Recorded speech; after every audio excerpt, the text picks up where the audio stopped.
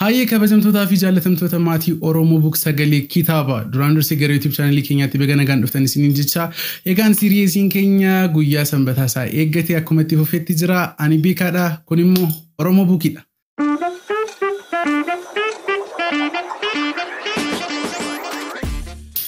Egaan kabajamtoota fi jaallatamtoota maatii Oromoo Book Sagalee kitaaba siriyeesii keenya namoota hin beekneef website oromobook.com irraati kitaabota barreeffamaan jiran gara sagaleetti jijjiiraman garaa seenaawwan magaalaa garaa dabareedhaan akkaafuun reviewni goonaa yaada keenya irratti kennina kana malees immoo yaada keessan gara commenti egaan yaada keessan fayyadamuudhaan immoo fooyyeensa garaa ni hojjenna jechuudha. Egaan har'ammoo kan nuti ilaallu kitaaba barreessaa kitaaba Abdiisaa Ejjetaatiin kitaaba barraa'ee Kitaba Sansaka Sakalame.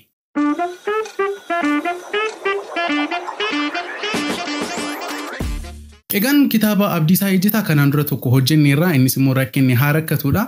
Viidiyoo sana namoota hin laalleef kun iddoo kanan isiniif kaa'a isa ilaala.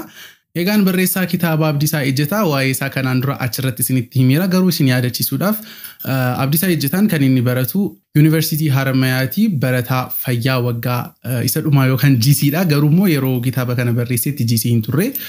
Egaan kitaabni kun seenaa yookaan fictionidha. Kitaabichi immoo Abdiisaa Ejjetaadhaaf kitaaba sadaffaadha. Maxxansiisaa immoo maxxansa 3 irra ga'eera. Egaan kitaabni kunis immoo kan inni barraa'e 2021 akka lakkoofsa biyya alaatti yeroo ta'u. Egaan barreessaan kitaaba Abdiisaa Ejjetaan kan inni dhalate Horroo Guduruu Wallaggaatti bara 1998 akka lakkoofsa biyya alaattidha. Egaan kanaan dura isin beeksiseen ture barreessaan kitaaba Abdiisaa Ejjetaan barataa University Haramayaa fayyaa waggaa 6ffaadha yeroo inni kitaaba kana barreessetti. Kitaabni kunis immoo Abdiisaadhaaf kitaaba sadaffaasaadha. Kanaan dura kitaabota kanneen akka rakkinni haarakatu ilaalcha dhalootaa fi Sansakkaa Sakaalamee hojjeteera. Egaan kitaabni Sansakkaa Sakaalamee fi rakkinni haarakatuun website oromobook.com irra galtanii sagaleedhaan argachuu ni dandeessu. Website keenya irratti immoo gara sagaleetti kan isiniif jijjiirtee margee tasfaadha. Egaan gara kitaabichaatti deebinee hindi isaa yeroo isiniif laaddu akkuma sila isinitti himi kitaabni kun kitaaba seenaa yookaan immoo fictionidha. Egaan spoilerii garaa isiniif kennuu hin barbaadu garuu immoo kitaaba kanarraati paartiin ani baay'ee jaalladhee fi baay'ee na bohaarse tokko kat godheen iddoo kanatti isiniif gashaa isa immoo dhageenya walitti deebinu. Sagaleen akkanaa duraan nu mudatee hin beeku. Kanaaf keessummaa ta'e adda hin cinne hinuma dhaga'ama. Maal abbaa biqilaa ilmi kee kun waan hin jirreen irratti midhaan koo irrattis raawwate. Kunoo kaleessa garbuu koo osoonni akka malee ciree nyaatuun itti dhaqe. Maal nyaachuu qofaa na jalaa caccabsee balleessee maali kun waaqaa fi nama biratti ni jaallatamaa? Maal narraa qaba? Narraa hin dhorkattuu? Kun sagalee obbo Caalchisaa abbaa garbuu sanaati. Abbaan koos ija diimeeffatee irra deddeebiin na ilaalaa. Mirkaneessa dubbii na gaafate. Biqila wanti jedhamaa jiru kun dhugumaa? Anis ciniinnadheen. Lakki dhuguma koon jedhaanuu. Lakki jechaa ofirraa faccisuu koo ittiin fufe. Hanga kana ija obbo Caalchisaa danda'ee ilaalaan jiru. Ija kootiin yeroo dheeraaf lafa laalaa ture. Obbo Caalchisaa yeroon ol jedhee ilaaluu harka isaarra waatu jira. Nannee dafqan jirreen liqeeffadhe. Iddoon jiru wal'aale. Lafti gad nan fudhatu. Doomessi dhufee nan golgu. Gaarris na golbubuuf natti hin fiigu. Garan dhaquun dhabe. Gaara yaabaa dubbii. Obbo Caalchisaan.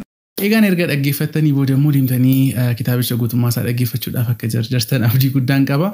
Egaan isin hin gadhiisaa garuu isaan dursee announcement tokkoon qaba kanan announce godhu. Kitaabota ammatti laalaa turre siriyeesii keenya keessatti fuunee review gochaa turre website keenya irra kan jiranii.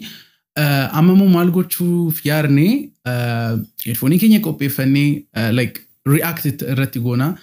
Iddoo peak ta'e momentii baay'ee peak ta'e momentiiwwan baay'ee laphee namaa rarraasan iddoo baay'ee nama bohaarsan isaan kana walitti qabne isiniif qindeessinee immoo siriyeesii haaraa jalqabuudhaaf yaadaa jirra. Tiimiin Oromoo Book kanarratti qophaa'aa jira.